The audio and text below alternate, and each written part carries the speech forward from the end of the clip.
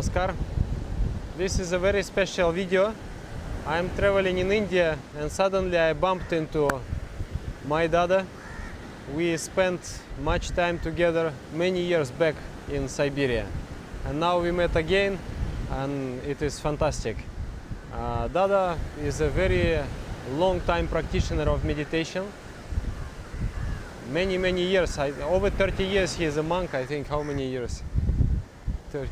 Over 30 years he is a monk, and he is a poet, and he lives in USA, Los Angeles. So he is excellent teacher. I would like you to be introduced to him on this platform of meditation steps. Namaskar. So I came in touch with the Tantra philosophy, and I was very inspired by it, because Tantra is the addition of all the subtle expressions of human beings, all subtle cultural expressions, besides the mystical part that contains in the Tantra as well. So in Tantra it said that arts, the fine arts, it helps human beings to sublimate themselves, to become more subtle, to develop their psycho-spiritual beings as well.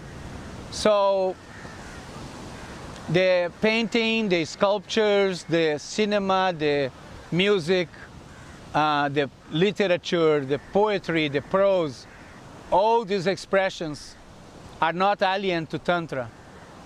So Tantra Yoga is a way to remove the doldrums from human mind, the stagnation, and to speed your way towards the subtle self, the innermost self.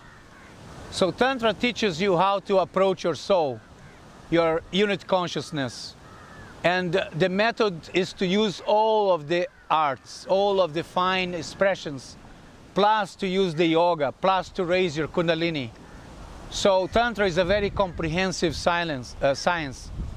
And so because I like to write, and because I have a weakness for rhyme, for rhythm of words, I cultivate poetry. And I have been writing poetry since I was very young. And now I have a couple of thousand poems that I have written and placed in the internet. And so some of the great poets like Rumi, Hafiz, and many other spiritual poets have inspired me greatly to continue the spiritual path. So there is a poem of Rumi that I remember when he's asking God, what should I do to realize you? What would cost me to realize you? And God said, your head. That's what will cost you, your head. So Rumi answered, what a bargain. What a bargain. It's nothing to give your head in order to realize the Supreme Consciousness. Because if you give your little ego, you get a consciousness in replacement.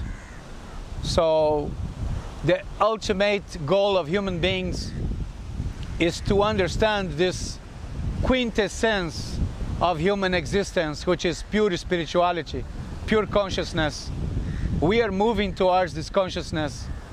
It has been taking us 1,000,000 years, born in different forms. But now, as human beings, we have become erect, we have become aware that that's what we want. We want that in-depth, endless, boundless joy. And to attain this boundless joy, we submit ourselves to some discipline.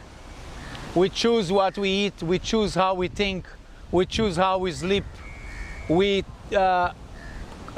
cultivate the innermost yogas during meditation, during dhyan, during the anudhyan. And we transmute our basic nature into a higher nature. So that's what the Tantra is doing, and that's what the essence of spirituality is. To realize that you are that Supreme Consciousness, that Supreme Consciousness is your I feeling. It's hidden there in your I feeling. So the sadhana, the Brahma sadhana, is the sadhana to go inside yourself deeper and deeper and ideate on that I feeling and transform the I feeling into Brahma feeling, Supreme Consciousness feeling, and then become one with that Supreme Consciousness. And in yoga they say, you know, you can become an addition to something or you can become unified with something. So then you can mix the sugar with the sand and you can create an addition, or you can mix the sugar with the water and you can become unified. So yoga means unification, not addition. And the ultimate goal of human beings is to become completely unified with the Supreme Consciousness.